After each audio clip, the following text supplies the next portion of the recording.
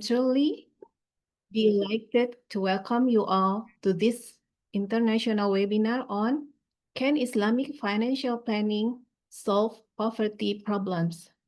Today, we are gathered here with participants from various countries, bringing together diverse perspectives, expertise, and experiences. It is an honor for me, Yanita Devi, to serve as your moderator throughout today's session. We hope this seminar will not only broaden our knowledge, but also spark meaningful discussion and future collaboration across borders. So, without further ado, let us begin our program. Before we move forward, let me share today's agenda. We will begin with welcoming speech from Professor Dr. Murniati Mukhlisin, Chairwoman IFPA, followed by keynote speech from Mr. Zeinoul Abedien, the founding National AWQAF Foundation of South Africa. And then we will have photo session. After documentation, we will continue with a panel discussion from our distinguished speakers, Dr. Lufthia Sevriana, as a lecturer at Universitas Azhar, Indonesia, and Ibu Dety Nurfadilah, Director of Research and Community Services, IPMI Institute, to explore different perspectives on our topic today. After the presentation, there will be a Q&A session. Finally, we will conduct with a summary of key insights and closing remarks and certificate panelists. Before we begin, allow me to share a few guidelines to ensure our seminars run smoothly. Please change your Zoom display name to name_company. Turn on your camera and make sure you are presentable. Maintain order and conductiveness of the event. You may ask questions via the Q&A feature, the Zoom chat box, or the raise hand feature by clearly stating your name, institution, and your questions. Don't forget to fill in the attendance form that we will share later to get the certificate. Let us start by saying Bismillahirrahmanirrahim together. Bismillahirrahmanirrahim. Now, we are honored to invite the Chairwoman, IFPA, Professor Dr. Murniati Mukhlisin, M.Acc, CFP, IFP, AIPP, QFC, to present the welcoming speech.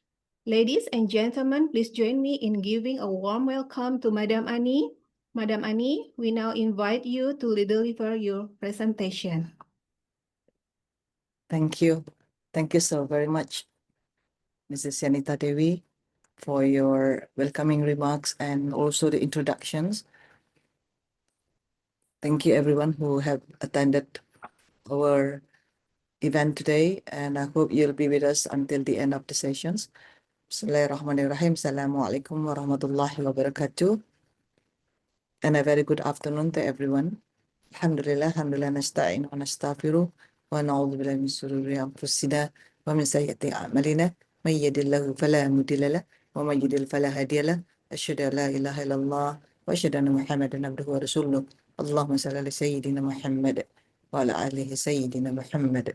Rabbi shrah sadri wa yassir li amri wahlul 'uqdatam min lisani yafqahu qawli. Subhanaka la ilma lana illa ma 'allamtana innaka antal alimul hakim. Sadaqallahul azim. Alhamdulillah.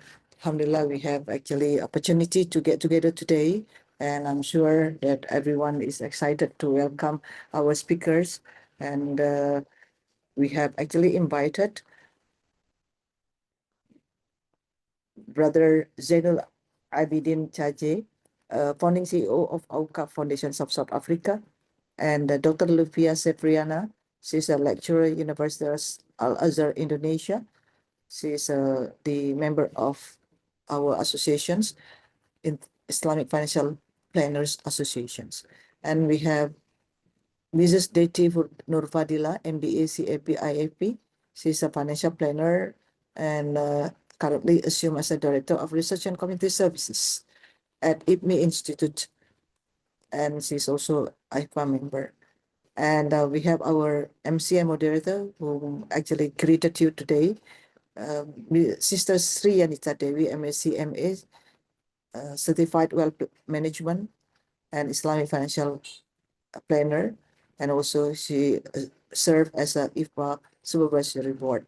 And also we have several others. We have Sisters Rida Rosida, and we have also with us in this forum. I read just now Brother Murad Yash from Istanbul, from Marmara University. And we have Brother Ahmad, Dr. Ahmad Abras from Sheffield University, UK, and the rest of you, mashallah. Thank you again for your participation. And Alhamdulillah, when we talk about poverty, of course, Islam has encouraged us to actually put special attention.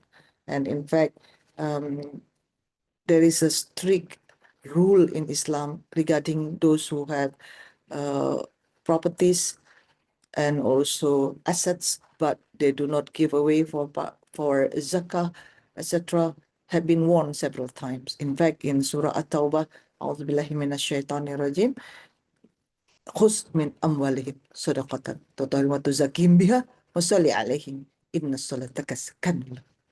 So this verse reminded us that it is obligation for those who have properties, those who have nisab and haul reached in certain period of time and also in certain amount, have to pay out as a zakah.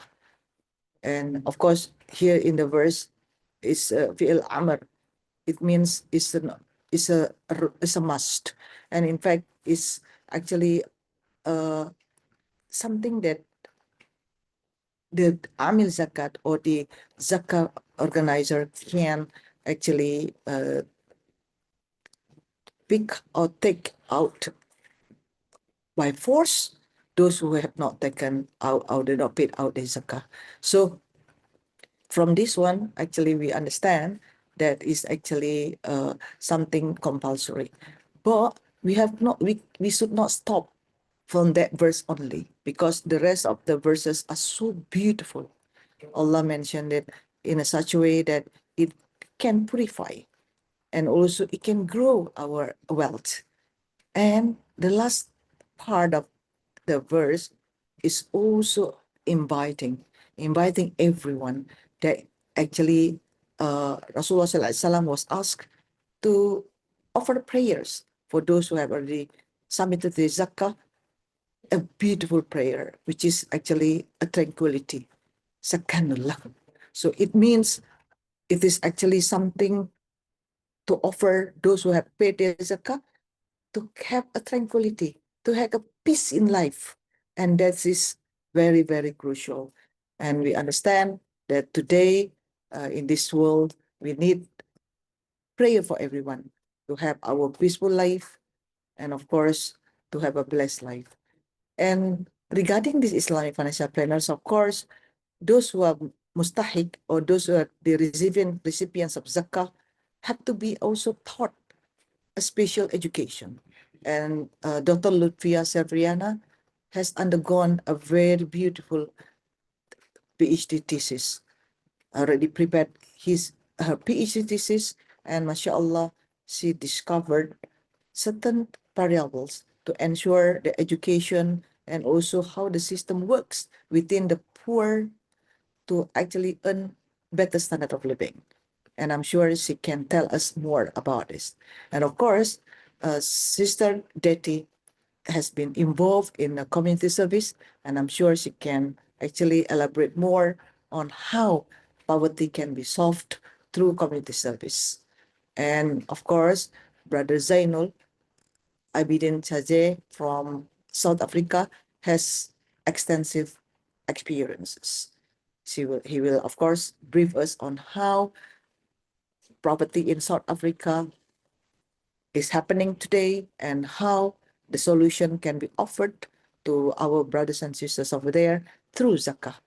And I just would like to show you something. I would like to have my co host Fahrul, can you please co-host me? So I would like to show you a short video on how I actually conducted. At that time, it was in Indonesia and also in Pakistan and Egypt, how we actually offer Islamic financial planning to, hold on, sorry, to actually on how this can be solutions, for everyone.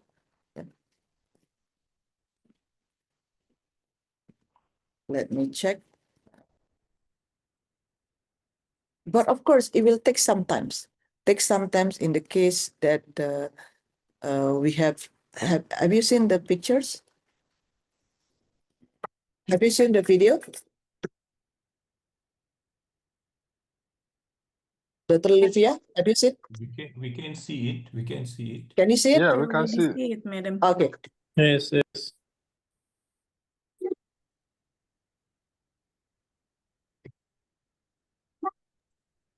But there's no This sound. is in Pakistan, in Lahore. So we collaborated with, Ini gimana? we have a collaborations with Akhir in Lahore, Pakistan. And we did observation study, ethnography study for 3 months for communities under Akhir. We have 200 people.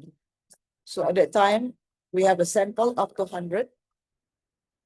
And alhamdulillah, it is considered as a success because they understand the message. And of course, we would like this message also applicable throughout their life. So I would like to show you something, one more. This is in Indonesia.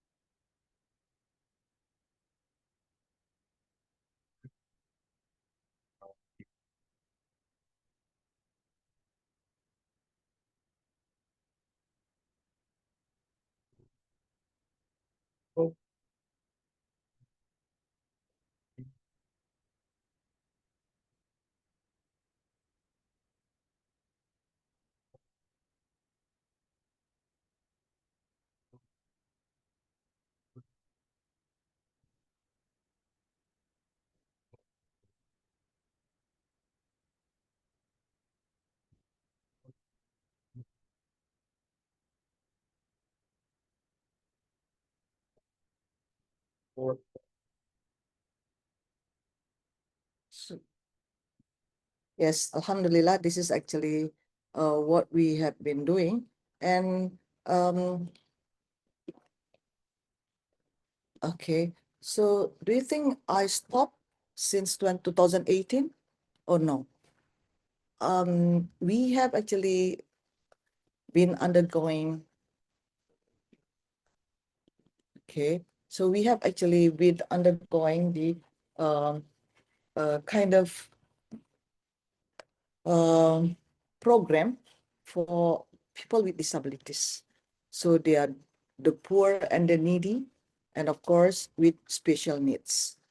So if we consider the poor is, to me, they are the poor to the power of 2. Why? Because they are one of the among the poorest, but then they also have special needs. If they do not get a literacy, Islamic financial literacy, I consider them as the poor to the power of 3, because they don't have education, they don't have knowledge on how to take care and how to actually consider their better life through education. So, and then we understand that poverty among the people with disabilities are severe because sometimes they also have social conflict. They also have social pressures from their colleagues or from their own family members. So you can imagine that people with disabilities are actually special community that need our attention. So I really urge you, of course, Alhamdulillah, I understand that you have been actually giving special attention to the poor, the needy, and to the mustahik as a whole. But please, we would like you to actually give special attention as well to the people with disabilities. So I have lots of program with the people with disabilities, and I hope you can also see my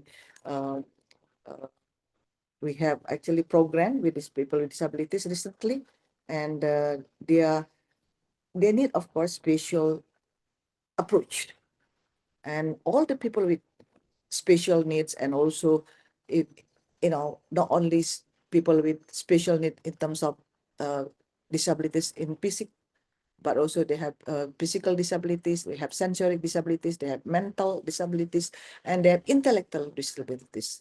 According to WHO, among 15 people, there is one people with disabilities. So we need to pay attention, and of course, we need to educate them through the Islamic financial planning, so they can uplift their life, they can be independent, and they can also have a brighter future. So that's all from myself.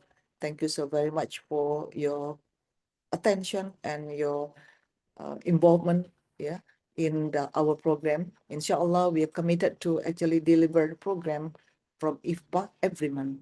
Today we have our brother Zeinoul from South Africa. Next month we will have from other countries. Last month we have our brothers from Malaysia, from Brunei, from Thailand, from Philippines, from UK, from US, from Australia, and of course there are some other countries that would like to offer you many insights about Islamic financial planning. Thank you so very much. Billahi taufiq wal hidayah wa alfu minkum. Assalamualaikum warahmatullahi wabarakatuh. Waalaikumsalam warahmatullahi wabarakatuh. Thank you very much, Madam Ani, for your warm, inspiring welcome speech. Thank you that you shares to us about the Islamic social program to poverty and to people with disabilities that you have done. Your thoughtful words have truly set the tone for today's event and give us great encouragement as we begin this seminar. Ladies and gentlemen, distinguished participants, we will now proceed to the next agenda, which is keynote session. It is now my great honor to introduce our keynote speaker, Mr. Zeinoul Abedien, Cajee, the founding CEO, National AWQAF Foundation of South Africa. He has been a prominent influence in advancing the Islamic economy on a global scale. Today, Mr. Zeinoul Abedien will deliver the keynote speech on poverty in Africa, causes, effects, and community-led solutions. Ladies and gentlemen, please join me in warmly welcoming our keynote speaker, Mr. Zeinoul Abedien. May I kindly invite you to begin We can take your a picture presentation. first. We can take a picture. Oh, okay. Before we move to the agenda, we will have a brief photo session. We would like to invite all distinguished speakers, panelists, and participants to please switch on your camera. Let us capture this memorable moment together. We will wait for a second to take a picture, and then I will count. Please, okay, thank you. 1, 2, 3. 1, 2, 3. 1, 2, 3. Okay, thank you very much. Okay, ladies and gentlemen, please join me in warmly welcoming our keynote speaker, Mr. Zeinoul Abedien, Cajee. May I kindly invite you to begin your presentation. Okay, Assalamu alaikum wa rahmatullahi wa barakatuh. Waalaikumsalam Alhamdulillahi Rabbil Alamin, wassalatu wassalamu ala ashrafil mursaleen, Sayyidina Muhammad wa ala alihi wa ashabihi ajma'in. Rabbi shrah li sadri wa yassir li amri wahlul uqdatam min lisani yafqahu qawli. Thank you very much, Professor Murniati, and all the other guests that are present here, the panelists, and all the participants from South Africa as well as Indonesia and elsewhere. It's really a pleasure and honor for me to be here, and thank you very much for inviting me to do this presentation. I may not be an expert on all the issues that have been that I've been asked to speak about, but inshallah, I'll try my best. And living here in South Africa and in Africa in particular presents its own challenges and opportunities as well. So I think without much ado, I will begin with my slide presentation. Can you all see? Can you all hear can you all see and can you all hear the voice and the screen? Yes, we can. You can. Okay, good. Okay, so my topic, as you mentioned, is about poverty in Africa, causes, effects, and community-led Islamic solutions. So, inshallah, this is what I intend doing to talk about Africa and in particular with particular reference to South Africa. So we see that poverty is still a great challenge here in Africa. Poverty is a great challenge in South Africa. And of course, we do find Islamic social finance tremendously assisting community-driven remedies. So just to give you some idea, in Africa, over 400 million Africans live below the international poverty line. So people survive on less than $1 a day. The key sectors of the economy are subsistence, agriculture, informal economies. That's basically what it is. Then another major issue is structural, the colonial legacies, and we'll go a little bit into that, trade inequalities between different countries, and the impact of world debt, multinational corporations, mineral exploitation, and colonial legacies. So from here, we see that and we need to look at the causes of poverty in Africa. So on the economic side, limited industrialization, high youth unemployment, volatile commodities, the price of copper, the price of uranium, and many other minerals. Corruption is a major problem, weak institutions and conflict, wars that are taking place. And of course, in terms of environment, climate change, drought, resource depletion. We can go into also issues of the World Bank and IMF debt burden. Many African nations incur large debts from World Bank and IMF loans. The debt repayments consume large portions of the national budget, and structural adjustment programs often require austerity, reducing social services and worsening poverty. So from this table, you can see that many countries have huge external debts, like Ghana, Ethiopia. Ethiopia has got huge debt. And then on top of that is the issue of interest payments. With regard to multinational corporations and resource exploitation, there's a lot of environmental damage that takes place. Profits are often repatriated with minimal reinvestment in local economies, and corporations extract oil, minerals, and agricultural products for export. I was told, for example, in Niger, this is to do with many of the Francophone countries like Niger, Mali, Guinea-Bissau, and others. There are about 16 Francophone countries, Togo. So many of these countries were under French colonial rule, and with independence, many of them had to sign a contract with the French government and giving the French many rights. For example, the military presence, the economic exploitation, agreements in terms of how they can sell their mineral products. France had always had first right to actually purchase any of their minerals. For example, in Niger, they bought uranium for 0.80 cents a kilo from Niger, whereas they were paying $200 a kilo from Canada. So you can see the kind of exploitation that was taking place. So as a result of colonialism, there's a loss of sovereignty because policy is shaped by lenders and corporate interests. Local industries face unfair competition from global players, and communities remain poor despite resource wealth, a resource curse effect. So in other words, there are resources in Africa, but the resources are being exploited and taken away. Foreign countries are actually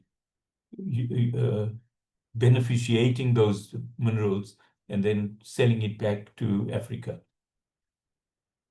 So some of the things that have to be done is the debt renegotiation, stronger regulations to ensure corporations pay fair taxes, and investment in local value chains, community-led development to retain wealth within Africa. And then, of course, now the effects of poverty in Africa, huge malnutrition, high infant mortality, in terms of education, low enrollment and gender gaps, social, there's lots of migration taking place. We see that from West Africa into Europe, into many other countries, coming down even into South Africa. We see a lot of people coming from Zimbabwe, from other parts of Africa, West Africa, East Africa, even North Africa. And then in terms of economics, we see low productivity and limited markets. But Africa also has the great promise of being a very productive continent with probably the youngest in terms of the youth population seems to be very high.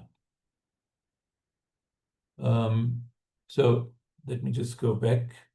I could show you this video about the effect of colonialism, but I will advise people to actually watch this video. It's about 19 minutes, but in here, the narrator actually gives quite a bit of information about what's happening in terms of the colonial legacy of Africa. And I think that's probably the biggest challenge that Africa has in terms of why many people would ask, why is Africa so poor? Or we always seeing, these African people in terms of the poverty and the suffering and all of that. But coming back now to South Africa. So South Africa is one of the most unequal countries globally. It's got the highest Gini index in the world. In other words, the differentiation between wealth and poverty is the highest in the world. The wealth and poverty gap is the highest in the world. Approximately 55% below the national poverty line. Youth unemployment currently stands over 40%. And again, one of the historical drivers is structural apartheid. And structural apartheid has many connotations. For example, land dispossession. And like we're seeing in other places like Palestine and Israel and so forth, that people's land has been dispossessed. There's rural poverty. In terms of spatial segregation, the different class structures, racially structured society in South Africa, where whites were at the top of the ladder, coming down Indians, so-called Indians, coloreds, and Africans. So where everything was segregated, your housing was segregated, your transport was segregated, your hospitals segregated, your even entrances to banks and post offices, government buildings were segregated. So your education and schooling was not only segregated but underfunded. So whites got the most funding for education, whereas Africans and blacks got the least amount of funding. So currently also there is this persistent racial wealth gap between whites and blacks. Now, some of the drivers also for poverty in South Africa is also the excessive use of alcohol. Alcohol consumption is a big driver of poverty. So household spending on alcohol reduces income for food, education, and healthcare. There's health problems and loss of productivity increases the poverty risk. And alcohol abuse often links to violence and higher social costs.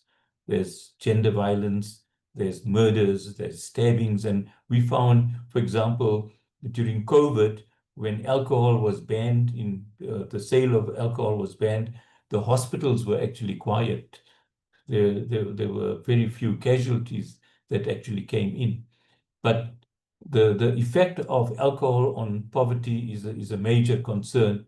And I think this is, when one looks at causes of poverty, one should look at alcohol as a major driver, because inevitably, we know that, especially the poorer communities spend a lot on alcohol. For example, there's about like 140 billion rands in South African currency that is spent on alcohol. Another driver is gambling and lotto, because here again, a recent report has revealed that South Africa spends about 1.14 trillion and increasing. This is a figure of between 2023 and 2024 financial year, which is a significant amount where especially poorer communities spend on gambling and lotto, and even now sports betting and casinos. So this is all included in this.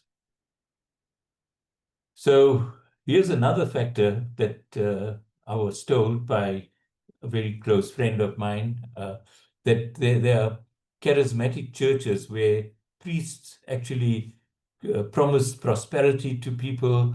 They encourage people to give large donations. People even give a big percentage of their salaries to the priests, and sometimes they even give away their houses, and so this is also a major issue for poverty in South Africa. So the combined impact of all of these factors, I think, creates this whole issue of poverty, the whole debt addiction. People fall into debt. Then there's also the people borrow from these microfinance loan sharks, as they are called, with very high interest rates. So this has an impact on education, financial literacy, and ultimately people are in the cycle of poverty, and it's a lived experience for millions of people. By the way, the population in South Africa is about 60 million. So if almost and amongst them, if there's a 30% unemployment rate, which means there's about 18 to 20 million people that are trapped in poverty. So I've just looked at some of the community-led Islamic solutions as a framework, and the top on my list is infaq, and I think in Indonesia, Malaysia, this word infaq is actually quite used. I mean, I've been to many mosques in those areas, and you'll always find a box in the mosque with the word infaq on it. In South Africa, it's hardly known. In many of our presentations, when I ask people, have you ever heard of the word infaq? Yet it's mentioned in about 80 times in the Quran, but people will say, well, they don't know, they haven't heard about this. So the common word in South Africa for general donations is lillah. So, and I don't think that word is actually used in many other parts of the world. Then, of course, as Professor Murniati said, the zakat, then waqf, Qard Hasan, Sadaqah is, of course, a major giver. And I think the one other that I think we should actually always bring into the fore is our rizq. And that is our personal gifts of talents and skills and wealth that Allah subhanahu wa ta'ala has given to everyone. So the giving of any of these is whether voluntary or compulsory. I think from all of these, zakat is the obligatory one. But when one looks at many of the verses of the Quran, this whole culture of generosity is kind of embedded within Islam. So whether we giving from an obligatory perspective or whether we're giving on a voluntary perspective, I think it's all part of this whole ecosystem of charity and generosity that Islam actually wants us to grow up with from the cradle to the grave.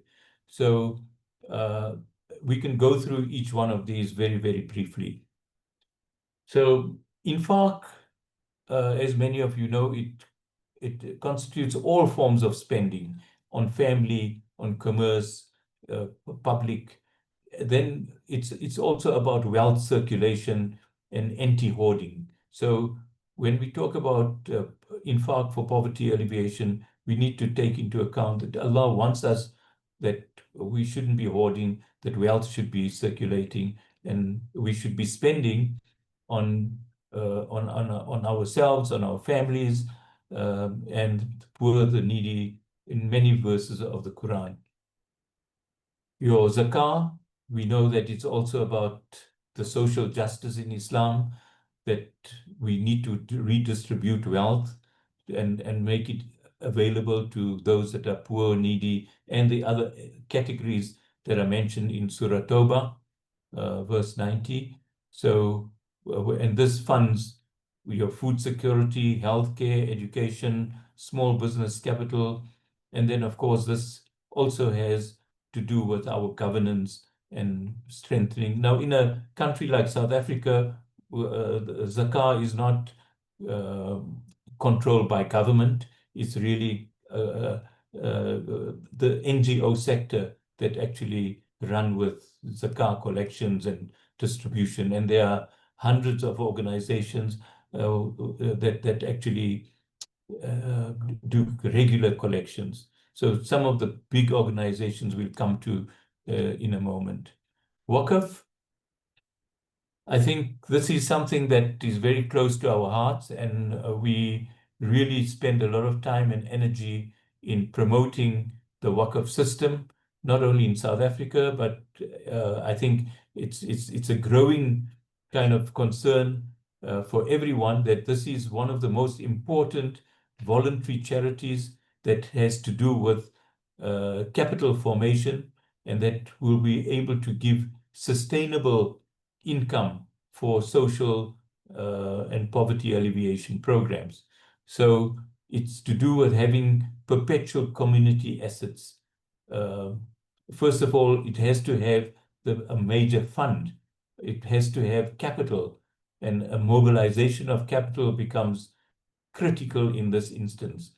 whether it's capital that individuals are giving, or in terms of their own private endowments or waqfs, or it's done in a community basis. So this waqf fund has to contribute sustainably for social programs. We know that it's probably one of the most powerful and enduring charitable systems that Islam has, a voluntary charitable system. So we know that it's a deep Sharia-based institution started by the Prophet ﷺ, that there are hospitals, mosques, water systems, and various other sort of community needed programs. And one could actually have quite a bit of a discussion on just what the waqf system can do for communities. So it's something that we need to look at in a very professional way of how to establish these waqf systems in our local communities, in the national communities, and at a global level as well. Qard Hassan, and this is also part of from various ways of one could actually give. There's about 6 verses in the Quran which actually talk about giving, some call it interest-free loans. I would also call it a CPI-linked loan for micro enterprise, or just giving a charitable loan that is repayable to the lender. It reduces dependence on high interest credit, and it promotes dignity and self-reliance. Similarly, we have the waqf system that at a strategic and ideological level also promotes the whole notion of independence and self-reliance. Now, this is an area that I think one must look at as well, that it's also about voluntarism and people that can actually give out of their talents and expertise. It's not only about giving money, it's about giving knowledge, it's about giving time, it's about whatever Allah has granted us in terms of His bounties, that we are commanded actually to spend. So, there are verses in the Quran that talk about the, for example, Ya ayyuhalladhina amanu, anfiku mimma razaqnakum. Spend of what Allah has provided to you. So it's not only about wealth. And sometimes we think that rizq is only about wealth and money, but it's also about whatever talents and expertise and knowledge and the time that we have that Allah has given us. So in terms of South Africa, some of the charitable organizations that are there, they provide funding for bursaries, scholarships. AWQAF South Africa, for example, does a lot of education programs. We do water provision of water, planting trees. There occasionally we have a Islamic Medical Association that provide health clinics. It could be ad hoc programs of simply testing people's blood pressures and so forth. Then they have mobile clinics that are available. We have AWQAF South Africa has a cataract funding program that provides free cataract operations to people. And there are many, many other organizations. SENZEF, the South African National Zakat Fund, is also a major organization that provides many sort of what we call downstream projects, like having food, a bakery that provides free bread to the poor and needy.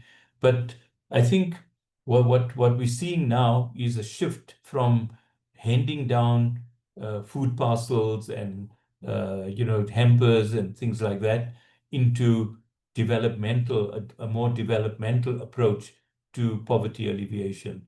So for a small community in South Africa, as a Muslim community, we are about plus minus 2 to 3% of the population, which makes up like maybe one or 2 million people, Muslims, out of the population of 60 million. Some say there are more than 3 million Muslims in South Africa because of the migration that is taking place from various parts of Africa into South Africa. But we still have a fairly substantial established Muslim community in the Cape and Durban, Natal, and in other provinces as well. So some of these opportunities, and South African organizations, NGOs in particular, are doing tremendous work. We have one of the major organizations called Gift of the Givers, which is always in the forefront. And South African Muslims are getting the reputation now and being recognized as probably the most charitable community in South Africa. And hopefully, you can do more studies on the South African organizations, and inshallah, we can share more knowledge about this to everyone out there. So when we look at state and community organizations, some organizations are doing kind of public-private partnership with the state. So we have, for example, Al-Imdad Foundation providing lots of meals to school children across the country. Then we also need to align Islamic finance with South Africa's National Development Plan. So there's various aspects about poverty alleviation, economic wealth redistribution, entrepreneurship, economy, all of that needs to be sort of taken into account as well. And of course, there needs to be sort of more inclusive policies for all faith-based initiatives. So some of the key objectives of the National Development Plan is to eliminate poverty, reduce inequality, inclusive economic growth. I think those are the major things. And transforming the economy. The economy is largely, the South African economy is largely white-based. Probably 80 to 90% of the economy is run by whites. So that needs to change as well. So there's lots of structural changes that need to take place in order to address this issue of poverty. Excuse me, Sarah. Okay. Just a reminder, you have approximately 5 minutes left for your presentation. Okay, I'm almost done. I'm almost done. Good. Okay. So some of the waqf infrastructure projects that can be done are in education, in healthcare, in affordable housing. We have a major problem with housing in South Africa, where we have millions of people literally living in tin shacks. We have environmental and infrastructure projects, cultural and heritage preservation, and then digital and the knowledge economy. So these are kind of infrastructure projects. There could be many more programs that relate to individuals. And then finally, I think we need to look at how we can scale up zakah and waqf. How can we increase this? How can we build more capacity? How can we train more people into becoming leaders in awqaf, in zakah, in all the different charities? And then, of course, we need to get more policy support and showcase Islamic solutions to all communities. So that's my presentation, and we hope, inshallah, that you have gained some insights into some of the issues in Africa and in South Africa, and how we can actually utilize Islamic solutions for poverty alleviation. Jazakallah khairan, barakallahu feek. And thank you very much. Terima kasih. Terima kasih. Sama-sama. Thank you, Sarah, for sharing your insight on the community-led Islamic solution framework in South Africa. It's very enlightening for us, the comprehensive presentations. Okay, thank you. And then we go to the next agenda. We will now proceed to next agenda, the presentation session. It's my great pleasure to introduce our distinguished speakers, Dr. Lufthia Sevriana. Dr. Lufthia Sevriana currently serves as lecturer at Universitas Al-Azhar, Indonesia. She has been advancing Islamic financial literacy through research and education, and has extensive experience in educational and has contributed significantly through research, publications, and international collaborations. Today, Ibu Lufthia will be delivering a presentation on poverty in Indonesia, causes, effects, and community-led solutions. Without further ado, please join me in warmly welcoming Dr. Lufthia Sevriana to deliver her presentation. Dr. Lufthia, now we invite you to deliver your presentation.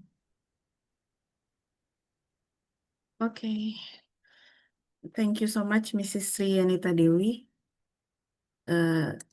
Please wait for me to share. Can you see my screen now? Yes, we can. So my voice is clearly Yes. clearly sound. Okay.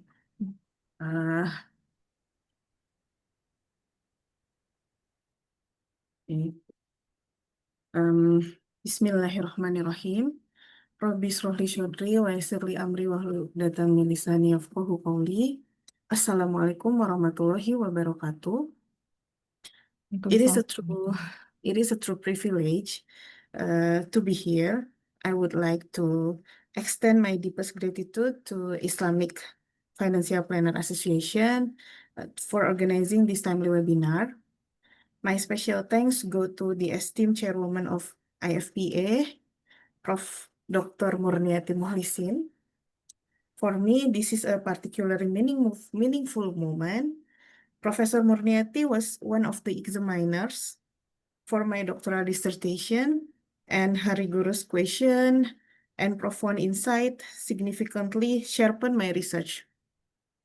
Her unwavering passion for advancing Islamic financial planning is truly inspiring, and I am certain her welcoming speech has set a powerful and thoughtful tone for our discussion today. It is also a profound honor to share this virtual stage with such distinguished figures. We have heard the visionary keynote from Mr. Zeinoul Abedien Cajee, a global pioneer who has shown the world how a micro instrument like waqf can be revitalized for systemic community impact. And shortly, we will hear from the esteemed Mrs. Dety Nurfadilah, whose expertise as a practitioner will bring this discussion into the home, who will clarify the crucial role of family financial planning in combating poverty. My contribution today aims to build a bridge between these two vital perspectives. I will take us to the micro level, to the grassroots. My research journey took me into the daily lives of women in subsistence communities here in Indonesia to answer a fundamental question. How do the grand ideals of Islamic finance actually translate into practice on the ground? What do these community-led solutions look like from their point of view?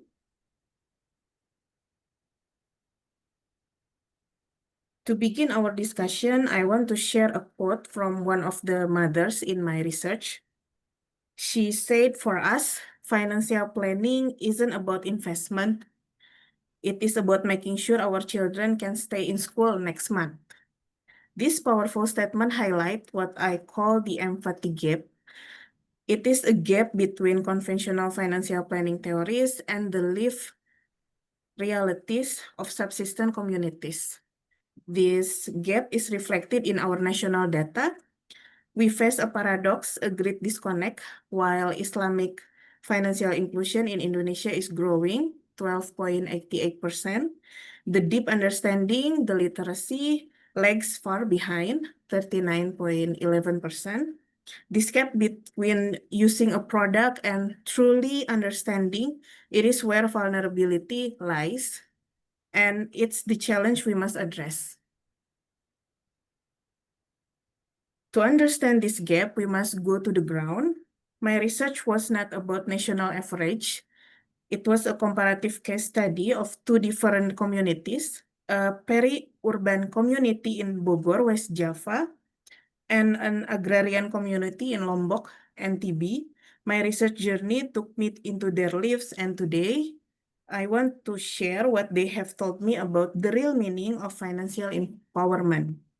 For decades, we have approached financial planning with a top-down model, assuming people have stable incomes and good literacy, but this often fails the very people who need it most, the subsistence communities. This creates an applicability gap, leaving them vulnerable. As you can see from the data, both face significant poverty, but their socioeconomic contexts are unique. I choose to study the work of a microfinance institution called Baitu Tamkin in these locations, not because they are big, but because their model is fundamentally different. They start with building people, not just giving loans. Before I share my findings, let's address some common myths about finance for the poor. Myth one, they just need capital. Reality, they need trust and community first. Myth two, technical financial education is the answer. Reality, contextual storytelling and local analogies are far more powerful. Myth three, their financial behavior is irrational. Reality, it is highly rational, but optimized for survival, not accumulation. Understanding these realities is crucial to designing solutions that actually work. To truly analyze the complex realities I observe, a single theory was not enough. Instead, I built a multi-layer theoretical framework that allows us to move from the universal principle of human action down to the specific on-the-ground practice of financial planning. At the very top, we have grand theory, which provides the foundational lenses. The theory of planned behavior gives us the physiological engine to understand the how. The mechanics of how intention, attitudes, and perceived control shape our actions. But that only tells half the story. Maqasid al-Shariah provides the crucial moral compass, the why, the deeper ethical and spiritual purpose that drives financial decision within an Islamic worldview. Next, to bridge this broad concept to the world of finance, I use a middle range theory. This is where financial literacy comes in. The specific knowledge and skills that form an individual's capacity to act financially. Crucially, I distinguish this with Islamic financial literacy, which is not just about technical knowledge, but also about understanding the principles and ethical values that align with the maqasid.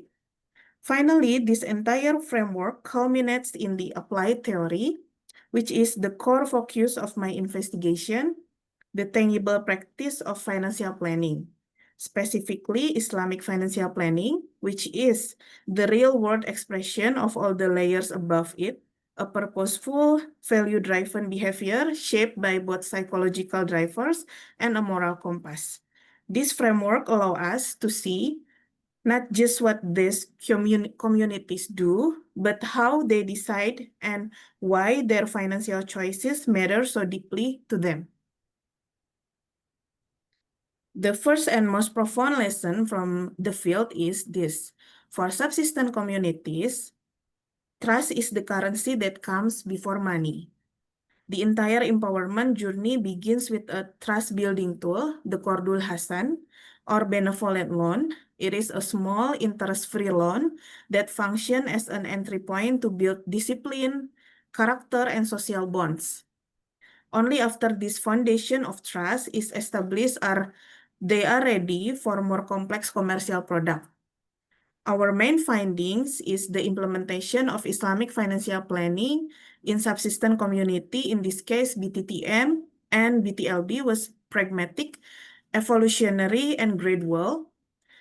The journey began with immediate needs, evolved from social to financial instruments, and was built on a primary foundation of trust, not formal literacy.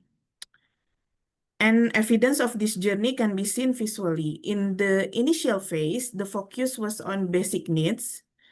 Then over time, they began to access initial financial instruments such as Kordu before finally being ready to transition to Murabahah for more productive needs. This is an evolution from survival to development. And how was literacy built up on this trust? Through the power of analogy. But this is a double-edged word, revealing both their power and their pitfalls.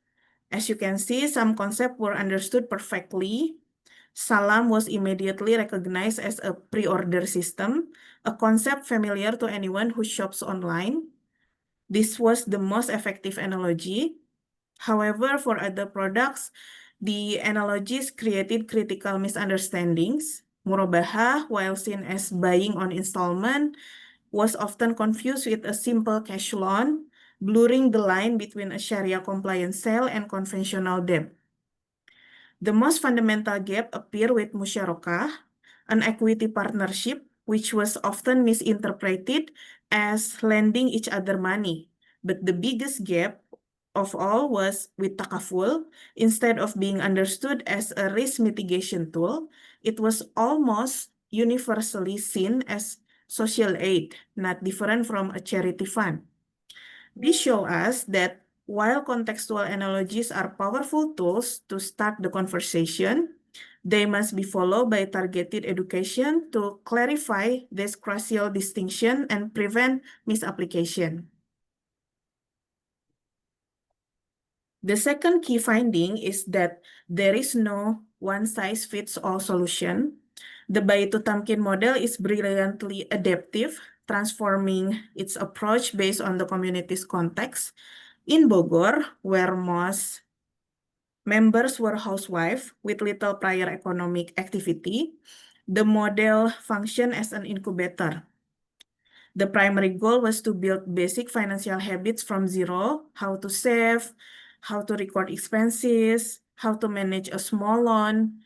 The motivation was purely pragmatic to meet immediate household needs. But in Lombok, the situation was completely different. Here, 89% of the members were already active entrepreneurs, but they were trapped in a fierce competition with local loan sharks. So the model transformed into an accelerator. The focus shifted to business scaling, improving operation, and providing a clear, ethical, Sharia-compliant alternative to predatory lenders. Their motivation was multifaceted, deeply intertwined with the strong communal and religious norms of their society. This shows a sophisticated strategy. The model doesn't impose a rigid system. It listens and adapts to the specific needs and motivation to the community it serves. Finally, my third key finding reveals the why behind their action. I discovered that their financial practice, through appearing simple on the surface, were implicitly guided by the higher objective of Islamic law or maqasid al-Sharia. For example, their use of Kordu was a conscious strategy for hifzu al-mal, the preservation of wealth by avoiding the destructive nature of riba.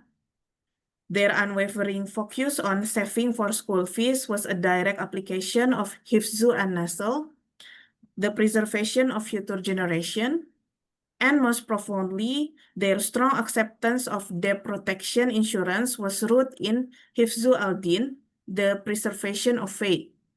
They were driven by the deep spiritual motivation to not pass away while still in debt. A concern deeply embedded in the Islamic tradition as highlighted by the prophetic saying, the soul of a believer is held hostage by his debt until it is paid off. This shows us that for these communities, financial planning is not merely a technical exercise, it is a spiritual one, deeply intertwined with their core values and worldview.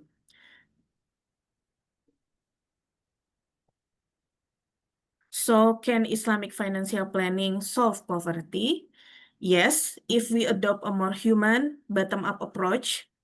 Based on these findings, I propose the participatory contextual Islamic financial planning or IFPPK model. It stands on 3 pillars. Number 1, trust first. Number 2, contextual education. And number 3, phase implementation. This model enhances the existing IFP framework by standing on 3 fundamental pillars that are often overlooked in the context of subsistence community. Pillar 1 asserts that trust literacy must precede financial literacy. Pillar 2, it demonstrates that education must be contextual and participatory, such as through storytelling rather than top-down. And Pillar 3 demonstrates that product implementation must be holistic and gradual, adapting to members' readiness. In short, this model offers a more humanistic and relevant framework for economic empowerment at the grassroots level.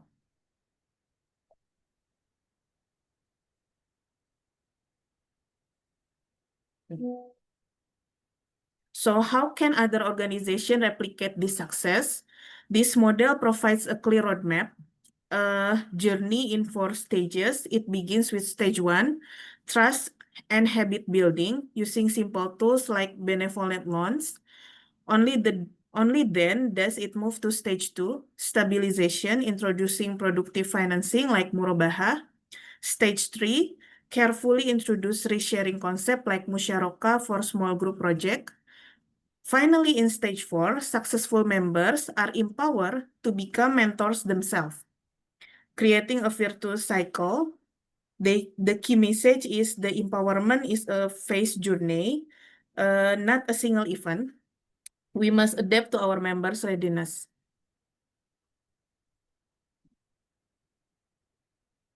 So to summarize the key lessons from this journey, I offer these final takeaways. First, trust is the foundation, not just a feature. Second, we must speak their language using analogy over jargon. Third, one size fits none, adaptability is key. Fourth, remember that financial planning for this community is a journey from simply surviving to truly thriving. And finally, true and sustainable poverty alleviation is achieved when we align financial goals with higher spiritual purpose as guided by the maqasid.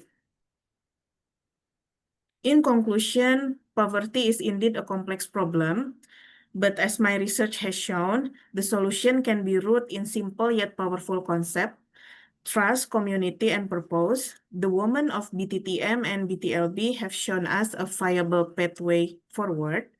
They have proven that Islamic financial planning can be a powerful tool to combat poverty, but it only works when we, as academics, practitioners, policymakers, have the humility to listen. The challenge I leave with all of us today is to shift our mindset from top-down prescription to bottom-up co-creation. By listening to the wisdom from the ground, we can design financial planning solutions that don't just manage poverty, but create genuine, sustainable prosperity, what we in Islam call falah. Thank you. Assalamualaikum warahmatullahi wabarakatuh. Waalaikumsalam warahmatullahi wabarakatuh. Thank you, Dr. Lufthia, for your presentation. I note that in your research to the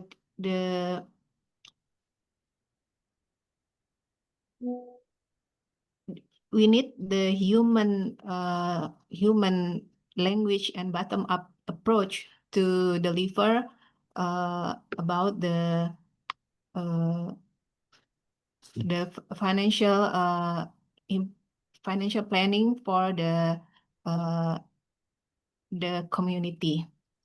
Okay, next we go to the next agenda. Ibu, my pleasure to introduce our next distinguished speaker, Ibu Dety Nurfadilah, MBA, CFP, IFP, Associate Professor. Currently, Ibu Dety serves as Director of Research and Community Services at IPMI Institute. Her research interests include Islamic banking, corporate finance, and business ethics. She brings extensive experience in management consulting. Ibu Dety also IFPA member. Today, Ibu Dety will delivering presentation on the role of family financial planning in combating poverty. Ladies and gentlemen, please join me in giving a warm welcome to Ibu Dety Nurfadilah. Ibu Dety, we now invite you to deliver your presentation.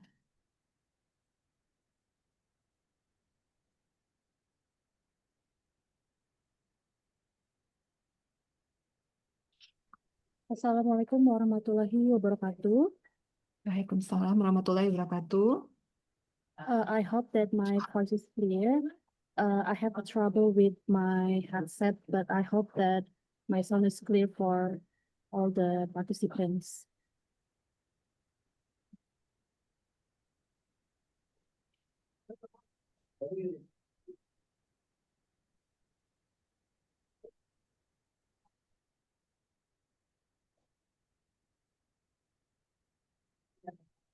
Bismillahirrahmanirrahim. Hamdan wa syukurillah wa salatu wassalamu ala rasulillah amma ba'du. Assalamualaikum warahmatullahi wabarakatuh. Thank you to Professor Murniati for inviting me as a speaker for this excellent events. And also, I would like to congratulate to all the speakers, especially Mr. Zeinoul Abedien, for the excellent introductions, speaker, speech sessions, and also to Dr. Lufthia Sevriana for the excellent finding from your research. So my topic is about the role of family financial planning in combating poverty.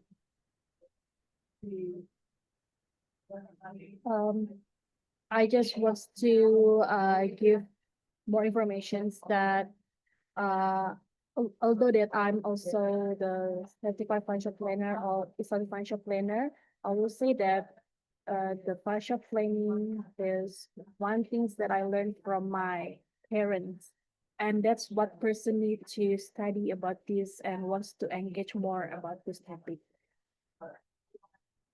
And this is some of the activities that I've done regarding the financial literacy.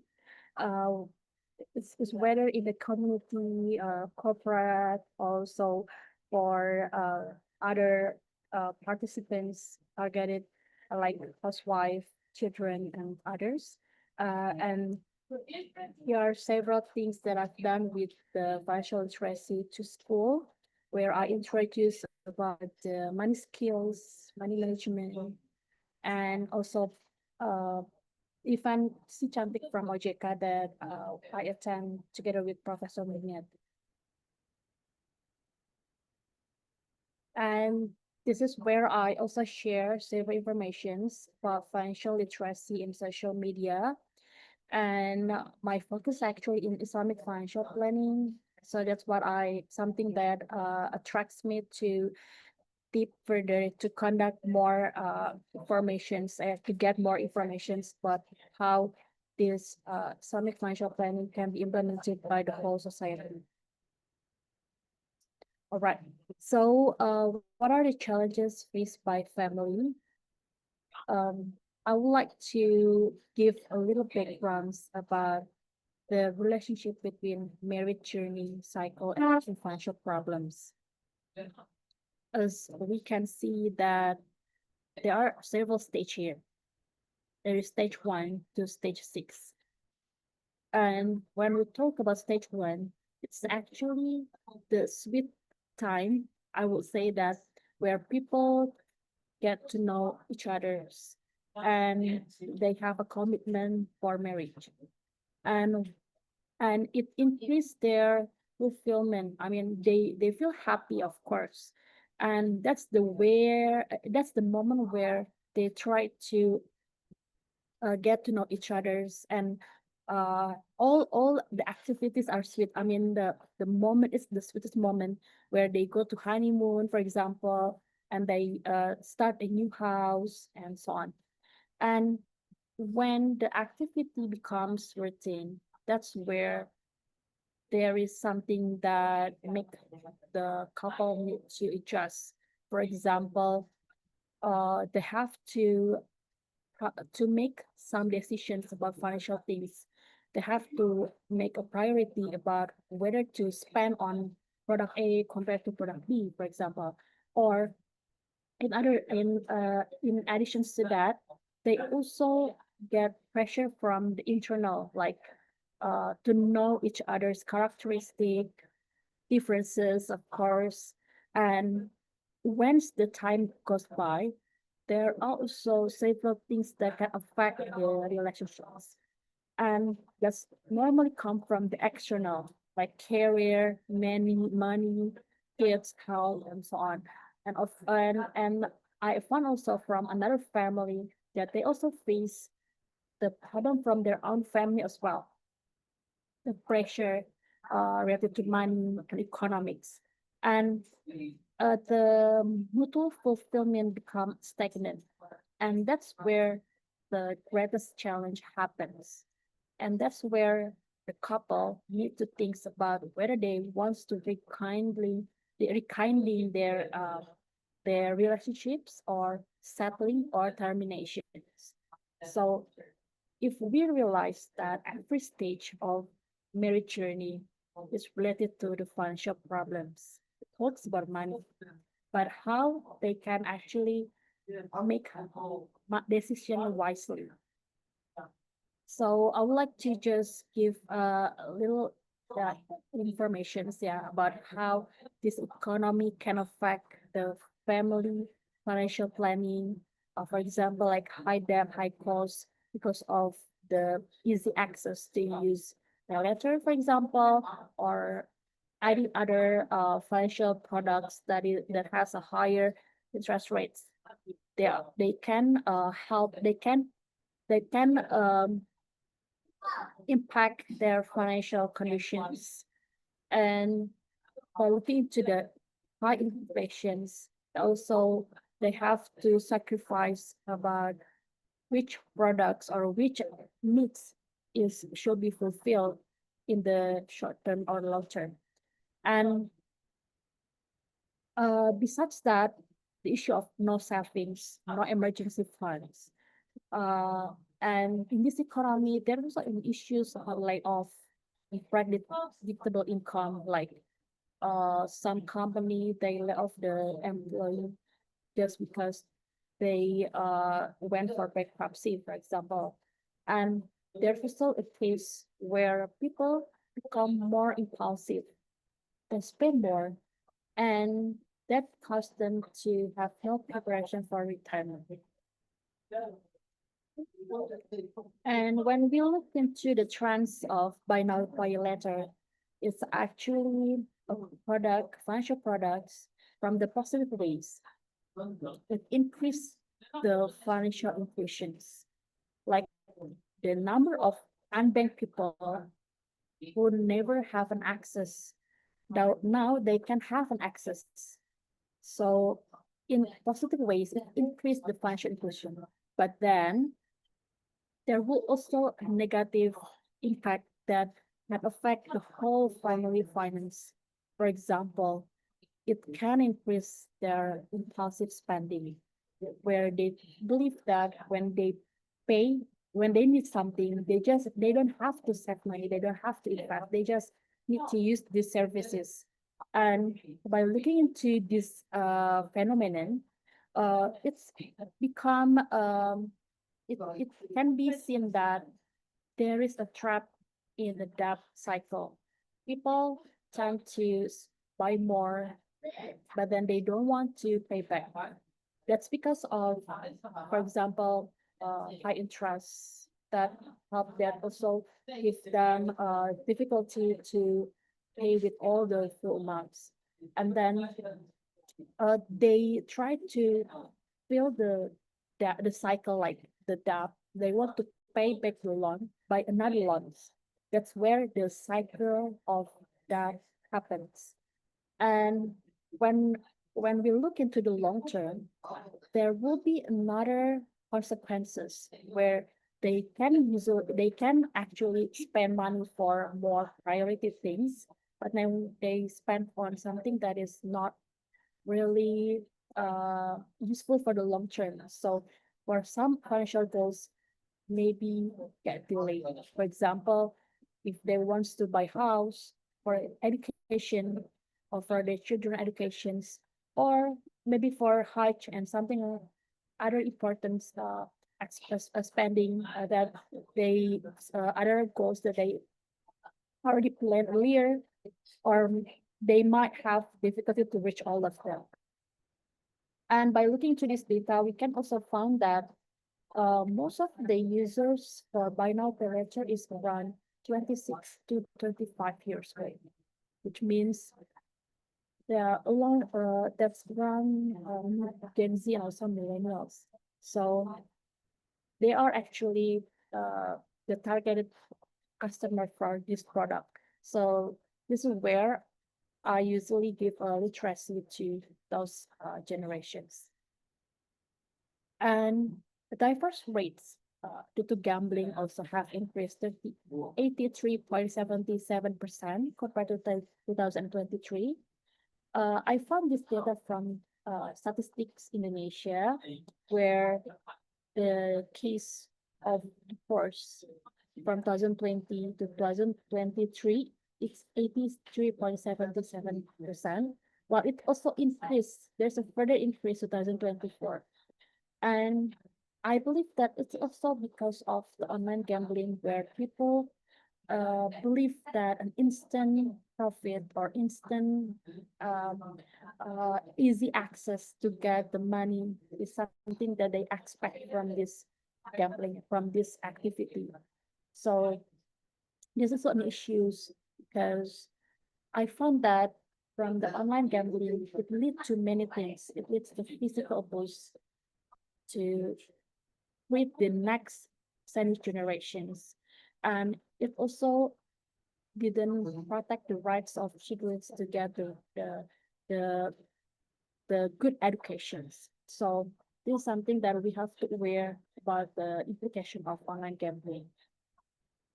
And by looking to the factors of divorce, the number one is the continuous disputes and quarrels factors, but number two is the economic factors. So I think we all agree that economic factors is always been the highest factors.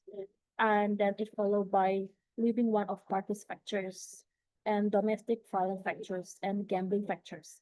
So as we can see, that gambling is among the top five. Yeah. But actually there are more than this. I mean, the factors is more than what I showed to you, but then I just give you the top five.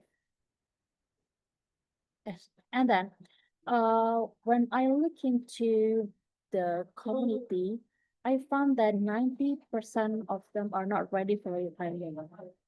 That's because of not enough funds. They don't have a plan for their retirements. They don't spend their money for retirement. And then they worry about being dependent on family. It's about 54%. And worry about running out of money in retirement, 77%. And increasing healthcare expenses, 80%. And the sandwich generation will increase by 77.8% by 2024, 2045, yeah, 2045. So how can we contribute to these issues? So this is, I think, a big issue that needs solutions. And I believe that all of the participants here also agree that we should be a change maker to reduce the number of sandwich generations and increase the number of prosperity for the society. So the question is, can family financial planning break the cycle of poverty? I would like to go with the issue of myth. So whenever I got to the community, the first thing that they mention is financial planning is only for the rich. But the case is everyone needs financial planning. Even the richest also, they need financial planning to manage all their money. So this is the way we have to break the myths. So we have to inform the society, the community that everyone from the richest into any level, they need this. And financial planning skills is actually a life skills. And then they mention also that I don't earn enough money to plan my finance. So this is also something that we have to break the myths, their mindset there. And budgeting means I can't enjoy life. This is also something that become a challenge when we try to introduce the budgeting skills for the community because they have this mindset. So that we try to give them by we will look into what kind of the community that we engage. For example, if it's housewife and they are their digital adoption is higher, so we encourage them to use digital budgeting tools where they can do it anywhere. And it's just like they open their phone and they can just start in their platform. So, but then for other community like children community or non-digital adoptions, we normally use the manual budgeting, but we try to simplify the concept so that everyone can understand it easily. And the other myth is the saving is enough. I don't need investing. This is also something that I found from several communities because they believe that investing is gambling. So we want to avoid or even reduce the perceptions by giving this course financial literacy. And financial planning is a one-time activity. I think Dr. Lufthia also mentioned about this, that there should be a continuous activity. So there's not only like one-time activity. And their belief that insurance is a waste of money. So from all the community that I've been engaged, most of them don't have insurance. Even the state insurance, BPJS, they also believe that it's useless to have that products. So this is myths that we need to break. So what is the new mindset? We try to inform them that managing finance is actually the way we feel grateful from all the risks from Allah, and we are here trying to seek for blessing from Allah. And of course, the financial goals should be also related to anything that is like, yeah, we put the mindset that the goals it should be because I want to achieve a blessing, prosperity because of Allah. And we also empower them that when we give back to the society, we will feel happy. We will feel happy, and it also will attract more risky for us. So in this case, we also inform them that the risk is not also about money, but also about health, but smart children, and other kind of risky. And then the new mindset is that when we're talking about financial planning, it's not only about earning and spending, but we also try to increase their knowledge about how to accumulate assets and how to distribute assets for their next generations. And this is this is something that I believe that everyone agree here, that the fight against poverty begins at home, which means the family is the first place where the financial habits are shaped. I remember that when I was kids, my parents teach me on how to save money in small, what do you call it, like celengan, I don't know in English. So we put our money there, and then but then they didn't teach me on how to spend money wisely. So I found that when I entered my early career and I got to work in several companies, I normally spend money for clothes, like working clothes. So that's something that I don't want it happens to my younger generations. For example, like Gen Z or even Gen Alpha, because they are ready to learn about financial literacy. So this is all the journey. So in every path we found challenges, but then how we can face the challenges in a smart way, I think that's something that everyone should learn. Okay, and this is the framework that we use to inform the society about how easy to manage their money. We start with the foundations that they have to understand about expense and earning money, like equally or lower and higher. That's concept is something that we teach them. And then we also teach them about how to manage their money based on needs, daruriyah, hajat, tahsiniyah, and how we can implement the maqasid syariah in every decisions, every expense. And then we also look into how to increase our level so that everyone can create their financial goals. It's either for emergency funds, retirement plans, or investment in any instruments. The idea is they have to understand that the life is not only for short term, but also for long term. And we also encourage them to think about how to increase their level to passive income. It's either from business, from property, or from any other source. But then the idea is we have to strengthen all the foundations by buffer. There is a jiswaf and waris. And also roof in this case is a protection. So let's imagine that that if home doesn't have a roof, there will be a raining. So when the rains come, so it will the rain will come to our house, and we want to protect them.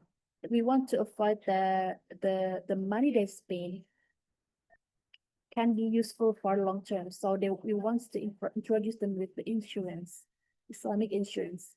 And of course, for the all activities should focus on the ultimate goal, which is falah, where they are not only talking about the needs or the goals in this world, but also for the hereafter. And how they can allocate money wisely. We normally look into what kind of community that we engage. For example, if it focus on sandwich generations, so we will have different kind of ways. For example, like how we can manage the percentage of all these portions is normally different. It's not a one size fits all. So this is something that we also encourage them to understand their financial situations, financial conditions, so that they can manage how many percent they can share for cost of living, for installment, lifestyle, saving, investment, and sharing risky. And I believe that they can know the basic things about how many percent the debt should be, how many percent for the cost of living, and how many percent for the lifestyle. But then the idea is how we can help them to manage their money in long term if they still don't have a good mindset. So we try to influence them in a good way where financial planning is, because it's also seeking for a blessing, yeah, from barakah. So it's something that we encourage them to also share their rizki to other people who needs, like needy people, or also for other society. And parents as the first financial educators for children. We believe that all of us learn about anything, the first thing from our family. Yeah. And when we talked about financial educators, means that children copy their parents in a flash. I mean, when we just blink our eyes, they can copy it easily. So if we want to have a good generation, we should be a good parent as well. So how to make a family strong? We can start by open communication with the children. We can encourage them to have a discussion about finance and let's break the myths that teach children about financial planning at early age can become gold teacher. So we have to break that myths. So because we want to influence them that financial planning is something that can increase their financial habits, good financial habits. And here are several money skills that we can teach children about how to manage money, and of course to increase their good financial habits, and their savings where they can divide between they can divide between needs and wants, and they can make priority, and then they also can learn about how to be patient when they have something in their minds like wish list or something like that. And spending is where they learn to make goals. They learn on how to achieve their goals, and of course they also learn about priority, which one is the most priority for that moment for their life is something that we should encourage them to think about. And the next one is sharing. Um, it's very fun to actually encourage children to learn about sharing because they know already what is the meaning of sharing in this case. But then it should be in the commitment ways for parents to teach them about this so that it can be a good habits in the long term. Like Mr. Zeinoul already mentions about zakat, waqf, and so on. We need a next generation also to be engaged in that activities. And in fasting, we actually also should encourage them about how to do investment. So when I came to one of the senior high school students, so to one school, they know already about crypto, about pay letter, about online gambling. They know already. I think that's because of the digital adoption is very fast for their age. So if the parents are not ready to teach them, they will learn from others. But that if they learn from not credible source, it also will become a challenge for the parents. So that's good if the parents also can start first so that they can teach the children to invest or even to implement these money skills wisely. And something that we also need to encourage for the community is to use the digital platform. So that it can increase the inequality regional. So they can access it anywhere, anytime, but then they need skills. So we have to inform them on how to use this wisely, to inform them also about what is the credible platform and some platform that has been registered by OJK in Indonesia and also for the Financial Services Authority in other countries. So we have to inform them about how to differentiate between one platform to another platform. So I believe we all agree that to empower family for financial freedoms needs several steps. We need resource. Resource in this case is anything. It's about knowledge. It's about how we can spend our time to share about financial literacy. But then from the family perspective, the resource is all their assets, all the knowledge, all their goals that they already planned, and the next step is to make a smart decisions. How to avoid being trapped in the debt, or how to break the cycle of debt. So how to also make our financial goals achieved within the expected times. So that's also something that we should share to the community. And hopefully when we ask them, when we encourage them to implement a good Islamic financial planning management, so it can help them to reduce the poverty or even have a way out of the poverty. So I think that's it from me. Thank you so much. May Allah always bless us with blessing and knowledge. Thank you. Thank you, Ibu Dety, for the presentation. I highlighted that financial planning education begin from home. Parents, especially mother, plays a key role in guiding their children in financial planning. Okay, now we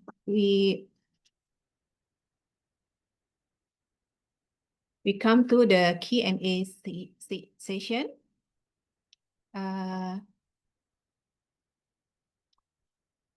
Let me see in the chat box.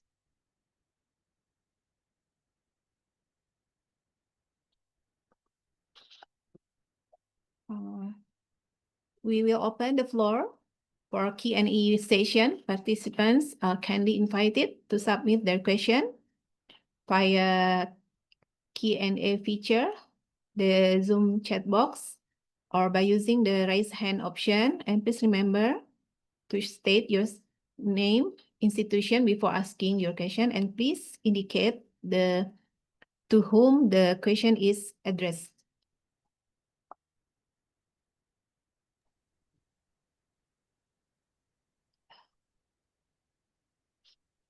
There is one question from Pak Tumelo, already answered by Bapak Zeinoul.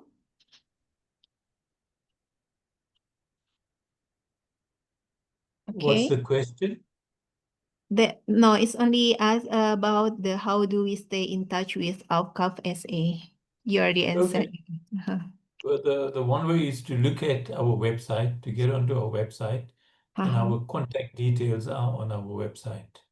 So you can email us, you can have a look at the website, keep in touch. Thank you. There is one question from Madam, from Nurfadilah Muhammad Zain to Madam Ani. What is your advice, Madam? What is your advice on how to educate children in matters of halal or haram spending? Maybe this question addressed to Ibu Dety. Please. Okay, thank you. Thank you for Ms. Nurfadilah Muhammad Zain for the questions. So that's very interesting questions about how to educate children in matters of halal or haram spending. So these also the questions that I got from the students where I engage in the community. So the first thing is that we have to look into what is the purpose of the spending. Are we going to spend that for family or for our own self? But then I think it's easy to differentiate between what is halal and haram in this case. For example, if we are using online gambling to help our family, is that considered halal or haram? Our intention is good, but then the tools that we use is something that we should be avoided.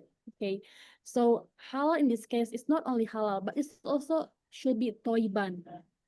So halal and also give apa ya in English, I don't know how to mention toiban in English, but then it's not only halal in the requirement, but also should give beneficial, give barakah, give blessing to all of us, to our own family, to our children's.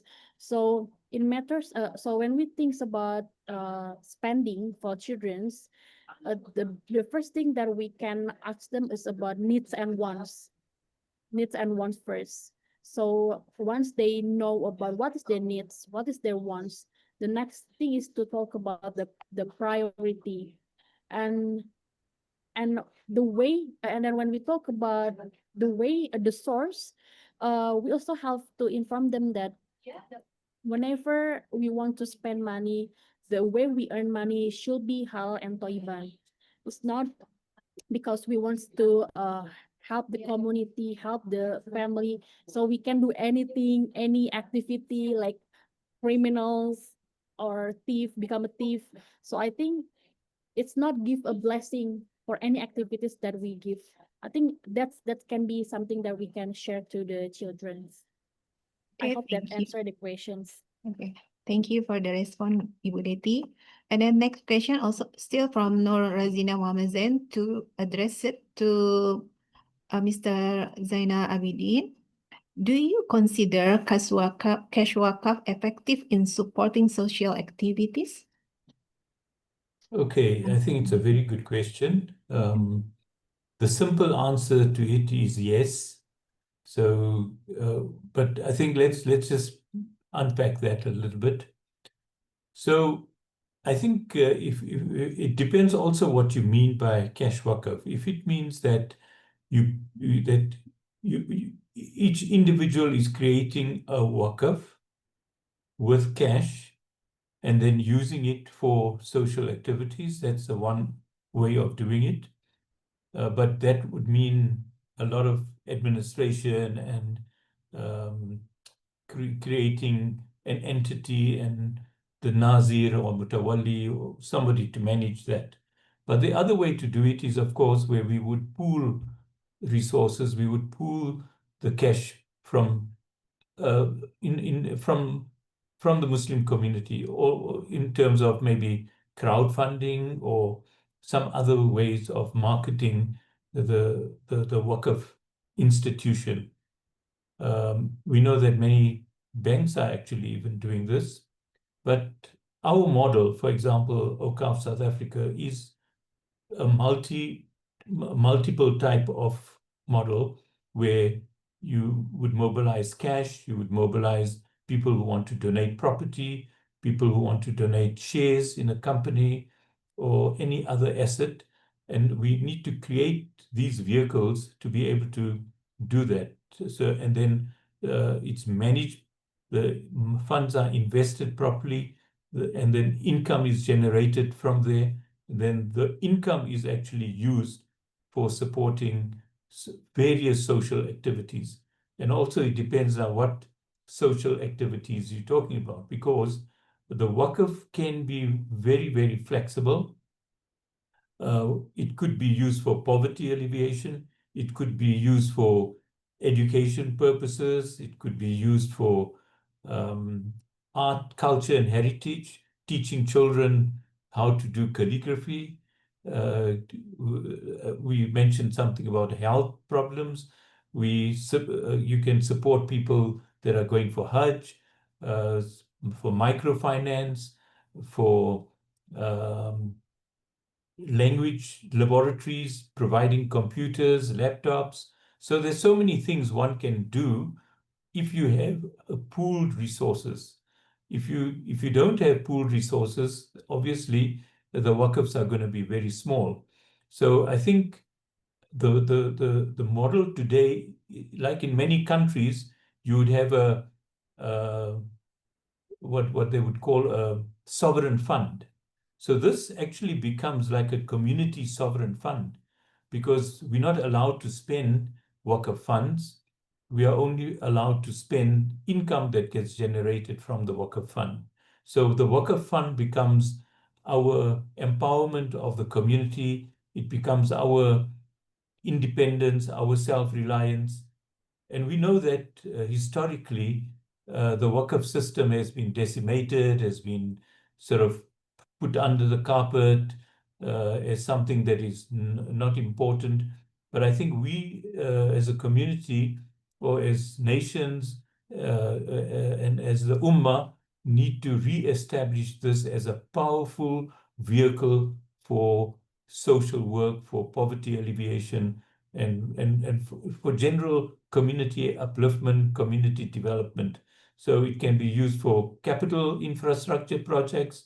It can be used for supporting social issues, education, even in terms of the power that and the influence that the waqf system can have in terms of influencing government policies and so forth. So you would fund think tanks, you could fund research labs, and so many other things. So yes, waqf is very, very effective in supporting not only social activities, but a comprehensive range of activities.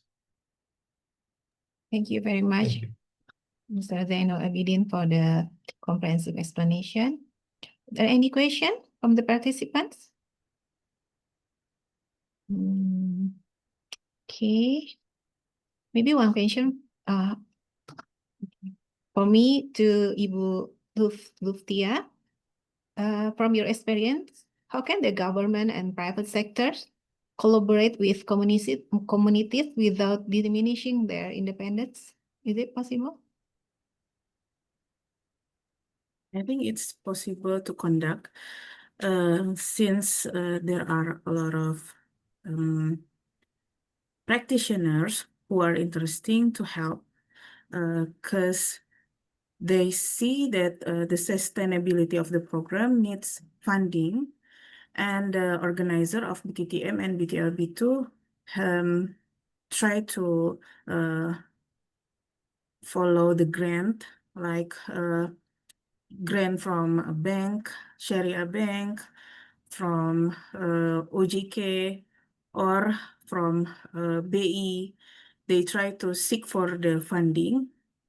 And if we care enough, maybe like what Mr. Zeinoul Abedien Cajee said, that it's not only about money, it's our time, it's our how we show that we care to them, spend time to talk to them, to the community, because they have weekly empowerment session. So if we like to join, just call the organizer, and then we can present what they need. We can conduct a dialogue with them. That's what I try to do at first. I blend with them, and then I follow the routinity. I saw how they do Quran recital, and then they try to memorize the verse that avoid that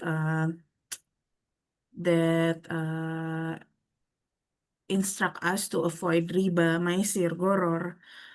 They try to remember it, and then after that they try to inventory what the needs and the wants, and they present how much money that they have spent from the money from the Kardu Hasan that they give to them. It's a part of discipline, and then when we interact with them, we can see that a lot of them try to protect the family, because as Mrs. Dety Nurfadilah said, the digital disruption is really fast. Even when we watch YouTube, the advertisement is about pay later, about online debt, online loans. It's massive. It's massive, and I think we need to interfere there. Maybe come to their majlis and then conduct some education program, small but routine. I think it can help the organizer. That's all from me. Thank you. Thank you for the answers. Okay, ladies and gentlemen, we are now reaching the end of our international webinar. On behalf of IFPA, I would like to sincerely thank all our distinguished speakers for their inspiring presentations and valuable insight. In recognition of your valuable contribution, we are honored to present this certificate to our panelists. Mas Fahrul or Mas Didit, the certificate. And we also extend our gratitude to all participants for your active engagement and thoughtful contribution throughout today's session. We would like also to express our sincere appreciation to the organizing committee whose support has greatly contributed to the successful implementation of this event. It is our hope that knowledge shared here will not only broaden our perspectives, but also encourage future collaboration across countries and disciplines. Before closing, IPA call for members. We are looking for dedicated members to join IPA family and make positive impact on our Islamic finance development. Thank you once again for being part of this seminar. We wish you continued success, and we look forward to meeting you again at our next event. Have a wonderful day. Assalamualaikum warahmatullahi wabarakatuh. Waalaikumsalam warahmatullahi wabarakatuh. Thank you so much. Thank you so much, Ibu Dety, Ibu Lufthia, Bapak Zeinoul Abedien. Thank you so much, Ibu Dety, Bapak Zeinoul Abedien, Madam. Thank you. Jazakallah, thank you so much. Hope to see everyone again sometime in the future, inshallah. Inshallah.